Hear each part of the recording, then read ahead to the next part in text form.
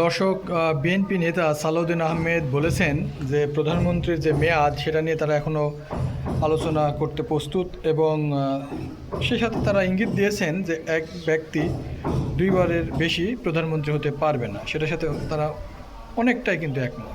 এখন যে বিষয়টা হচ্ছে যে আগামীতে ফেব্রুয়ারিতে যে নির্বাচনের বিষয় সরকার যদি এখনও ঘোষণা দেয়নি, তারেক রহমান এবং ডক্টর ইউনূসের যে বৈঠক হয়েছিল লন্ডনে সেটাকে ভিত্তি করে তারা বলছিল যে কি হয় দেখা যাক, কিন্তু সরকারের পক্ষ থেকে এখনও কোনো রকম ঘোষণা আসেনি মূলত নির্বাচনটা কবে হবে।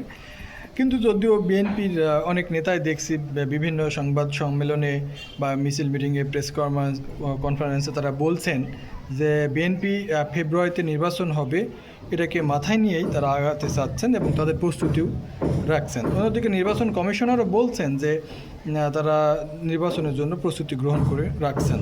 সত্যিকারী অর্থে বাংলাদেশে যদি ফেব্রুয়ারিতে নির্বাচন হয় তা ফেব্রুয়ারির আগামী বছরের ফেব্রুয়ারির 15 থেকে সম্ভবত রমজান হওয়ার কথা রয়েছে, রমজান শুরু হওয়ার কথা রয়েছে।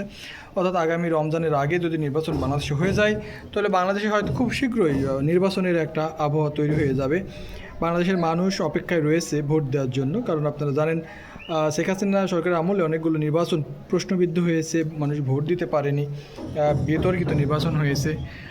সব মিলিয়ে বাংলাদেশের মানুষ নির্বাচনের জন্য এখন খুবই আকুলভাবে অপেক্ষা করছে যে বাংলাদেশে ভোট হবে।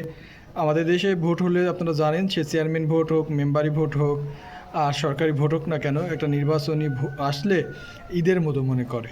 তো বাংলাদেশে নির্বাচন হলে এদেশের মানুষ ভোট দেওয়ার সুযোগ পাবে, তাদের জনপ্রতিনিধি তৈরি করবে, দেশের শাসন ব্যবস্থা এগিয়ে যাবে, এই প্রত্যাশা নিয়ে আজকে এ পর্যন্ত। তবে যারা নতুন চ্যানেলে এসেছেন সাবস্ক্রাইব করে দিবেন, আর আমাদের দেশ এগিয়ে যাক এই প্রত্যাশা সবসময়।